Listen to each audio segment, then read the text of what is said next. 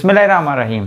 सामीन, आज हम लोग बात करेंगे कि नवाज़ शरीफ साहब जो कि कुछ साल पहले, अगर हम 2017 के बाद देखें तो वो रियासत के सबसे बड़े मुजरिम समझे जाते थे, और उसी नवाज़ शरीफ को आज जब हवाओं का रुख तब्दील हुआ है तो उनको क्या किया गया है, उनको अदालतों से रिलीफ मिल गया है। वही अदालतें जो नवाज़ शरीफ को एक एब्सकॉन्डर डिक्लेयर कर चुकी थी, और वही अदालतें जो नवाज़ शरीफ को ताहयात नाअहल कर चुकी थी, और वही अदालतें जिन्होंने नवाज़ शरीफ को 10-10 साल की कैद सुनाई थी, आज उन्होंने नवाज़ शरीफ को क्या किया है, उनको ज़मानत दे दी है। उनको ज़मानत मिलनी चाहिए, उनको ज़मानत उनका जो है वो हक है। हर एक आदमी को ज़मानत मिलनी चाहिए, मगर अदालतों को ये भी देखना चाहिए कि जो उसका आज का राइवल है, जिसके ख़िलाफ़ हवाएं चली हुई हैं, उसके ऊपर 150 के करीब मुकदमात हैं। मुझे बताइए, किसी भी इंसान पे अगर 150 के करीब मुकदमात हों तो क्या वो अपनी जो पेशी है या अपनी प्रेजेंस है उसको इंश्योर कर सकता है 150 मुकदमात में ज़मानत के लिए? क्योंकि पाकिस्तान के कानून में अमेरिका की तरह ऐसा कोई प्रोविज़न नहीं है जिसमें लिखा हो कि एक बार अगर बेल हो गई किसी केस के अंदर तो किसी दूसरे केस में किसी भी सूबे के अंदर किसी भी इंसान को अरेस्ट नहीं किया जाएगा। तो पाकिस्तान में एक तरफ इमरान खान साहब हैं, उनके ऊपर 150 मुकदमात अदालतों में उनकी जो है वो पेंडिंग पड़ी हुई है बेल की प्ली साइफर केस में, मगर उनको कोई रिलीफ नहीं है और अब ये अदालतें देने में नाकाम हो गई हैं। और एक तरफ नवाज़ शरीफ साहब हैं जो कि वापस आ रहे हैं और उनको रिलीफ दे दिया गया है।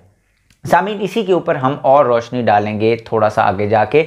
उससे पहले मैं आपको बताऊं कि पाकिस्तान की जो जुडिशरी की हिस्ट्री है वो बड़ी टेंटेड हिस्ट्री है।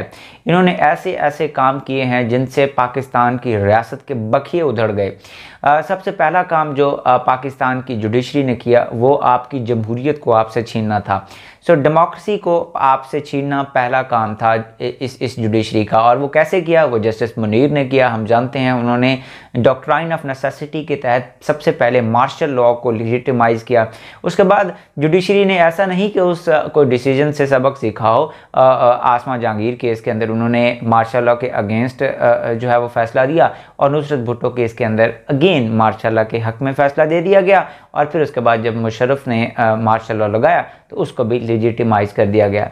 दूसरा काम जुडिशरी का किसी भी जुडिशियल सिस्टम के अंदर ये होता है कि उसने मुकन्ना के जो कवानीन हैं उनको देखना होता है क्या वो कॉन्स्टिट्यूशन की बेसिक स्पिरिट से टकराते हैं या नहीं टकराते। अगर हम अमेरिकन हिस्ट्री में जाकर देखें तो मैडिसन वर्सेस मार्बरे का जो केस है उसमें हमने देखा कि उन्होंने एक जो कानून है उसको नल एंड वाइड करार दे दिया गया, क्योंकि वो जो कॉन्स्टिट्यूशन है उसकी बेसिक स्पिरिट के ही अगेंस्ट काम कर रहा था। यानी अगर कोई भी चीज़ कॉन्स्टिट्यूशन के जो बुनियादी फर्रा है उसके अगेंस्ट काम करती है तो उसको नल एंड वाइड करार देती है जुडिशरी। ये उसका काम होता है, इसको जुडिशियल रिव्यू कहते हैं। मगर हमने देखा कि 58(2)B जो है वो जनरल ज़िया भी लेके आए, और उसके बाद 58(2)B जिसका मतलब ये था कि प्राइम मिनिस्टर की जगह पे जो प्रेसिडेंट है उसके पास ये ताकत है कि वो पाकिस्तान के इलेक्टेड पार्लियामेंट को डिसॉल्व कर सकता है। जो किसी भी जगह पे अगर आप पार्लियामेंट्री डेमोक्रेसी देखें तो ये नहीं होता। और इस कानून को 58(2)B को स्ट्राइक डाउन करने में भी हमारी जुडिशरी नाकाम होगी। यानी फिर उसने एक पार्लियामेंट्री सिस्टम के अंदर प्रेसिडेंट को पावरफुल बना दिया और उसके ऊपर कोई भी एक्शन नहीं लिया, जुडिशियल रिव्यू नहीं लिया, क्योंकि ये जुडिशरी बहुत कमज़ोर समझी जाती है।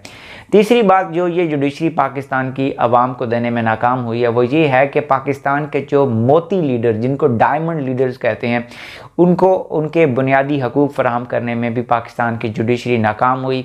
मिसाल के तौर पे अगर हम देखें तो GM सैयद, जनरल गुलाम मुर्तज़ा सैयद जिनका नाम था, हरी कमेटी बनाई उन्होंने, पीजेंट्स के राइट के लिए बहुत ज़्यादा काम किया सिंध के अंदर। आप उनका नाम भी शायद नहीं जानते होंगे। उनको कई साल हाउस अरेस्ट किया रखा जो हमारा एग्जीक्यूटिव है उसने, मगर इस जुडिशरी ने उसको इंसाफ नहीं दिया जो उसका बुनियादी हक था। दी राइट टू मूवमेंट उसका बुनियादी हक था, ये देने में नाकाम होगी। अगर हम KPK में बात करें तो KPK में बाचा खान से बड़ा कोई लीडर नहीं आया। बहुत बेहतरीन लीडर थे वो। 25 से 26 साल वो अपने घर में हाउस अरेस्ट रहे बगैर किसी इल्ज़ाम के। उनको भी रिलीफ देने में ये जुडिशरी नाकाम होगी। तो ये पाकिस्तान के जो फंडामेंटल राइट्स हैं उनको प्रोटेक्ट करने में भी जुडिशरी जो है वो नाकाम हो गई है। और इसका सबूत हमें पता है कि पाकिस्तान का जो रैंक है जुडिशरी का वो 150 मुल्कों में 130वें नंबर पे आता है। तो आप इसी से अंदाज़ा लगा सकते हैं कि हमारी जुडिशरी किस तरह से काम करती है। इसके बाद एक और आर्गूमेंट, पाकिस्तान की जुडिशरी को एक बहुत शौक है, वो अपना काम तो नहीं करते, यानी वो किसी को जस्टिस नहीं प्रोवाइड कर सकते, वो बैकलॉग बहुत ज़्यादा है, बहुत ज़्यादा केसेस पेंडिंग है, मगर वो उनको दूसरों का काम करने में बहुत मज़ा आता है। और ये मशहूर भी है, पाकिस्तान एक ऐसी रियासत है जहाँ पे हर एक आदमी को दूसरे के काम में दिलचस्पी है और वो अपना काम करना नहीं जानता।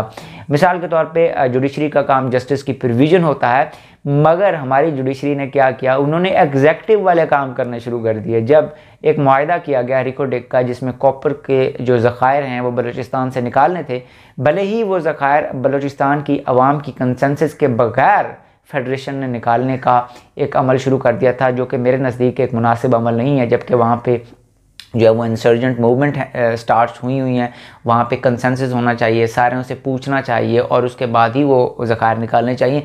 मगर उसके बावजूद हमारी जो अदालत है, जो कि जिसमें इफ्तिखार चौधरी साहब थे, इन्होंने रिकोडेक में का फ़ैसला दिया और उन्होंने उसको मनसूख कर दिया एक ट्रीटी को, और उसका बदला हमें ये देना पड़ा कि हाँ, इन्वेस्टमेंट डिस्प्यूट के जो ट्रिब्यूनल है उसके अंदर हमें पेनल्टी हुई, $6 बिलियन की हमें पेनल्टी होगी। मतलब जुडिशरी ने एग्जेक्टिव का काम किया और उससे पाकिस्तान को नुकसान हो गया।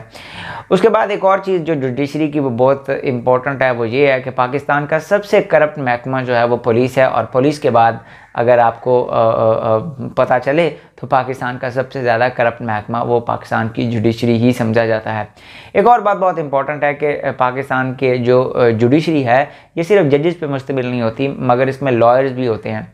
और लॉयर्स की इंटेलेक्चुअल कैपेबिलिटी का अंदाज़ा आप इस बात से लगा सकते हैं कि पाकिस्तान में 52 डिग्री सेंटीग्रेड भी बाहर टेम्परेचर हो तो ये अपनी प्रेस्टीज के लिए ये काले कोट पहन के आ जाते हैं। मतलब आप इनका मेंटल लेवल आप चेक कर सकते हैं कि अगर बाहर इतनी गर्मी है और आप ब्लैक कलर का कोट पहन के बाहर आ जाते हैं और फ़ख्र से कहते हैं कि काला कोट है मेरा और मेरी ये पहचान और मेरी वर्दी है, मैं पहनूंगा, तो आप इससे इनकी इंटेलेक्चुअल एबिलिटी का अंदाज़ा लगा सकते हैं।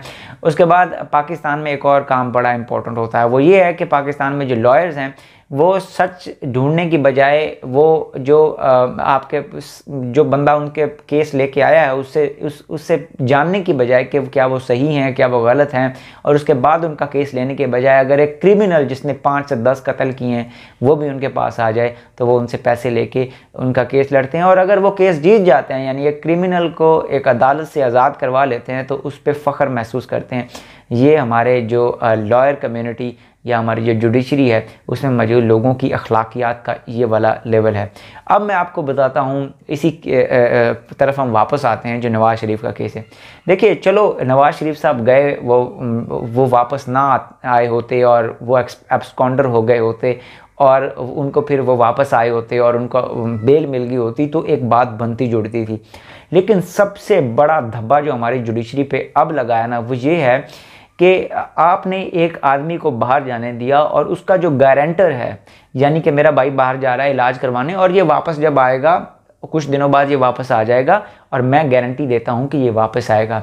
और वो गारंटी देने वाला कौन था? वो गारंटी देने वाला शहबाज शरीफ साहब थे।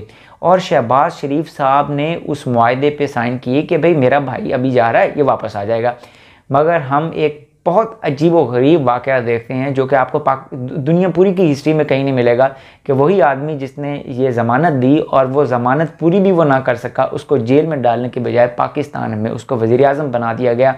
यानी शहबाज शरीफ साहब ने जो वादा किया था अदालत के सामने कि मैं गारंटी देता हूँ कि मेरा भाई वापस आएगा, उसका भाई वापस नहीं आया, वो एब्सकॉन्डर हो गया।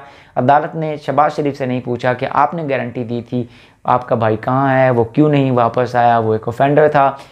उसी आदमी को अदालतों ने पूछने की बजाय ये इजाज़त दे दी कि वो पाकिस्तान का वज़ीर-ए-आज़म बने और वो 18 माह तक वज़ीर-ए-आज़म चलता रहे। इससे बड़ा धब्बा पाकिस्तान की जुडिशरी पे नहीं हो सकता। अपनी दुआ में याद रखिएगा। अगर आपको ये अच्छा लगे तो इस चैनल को सब्सक्राइब भी कीजिएगा और अल्लाह हाफ़िज़।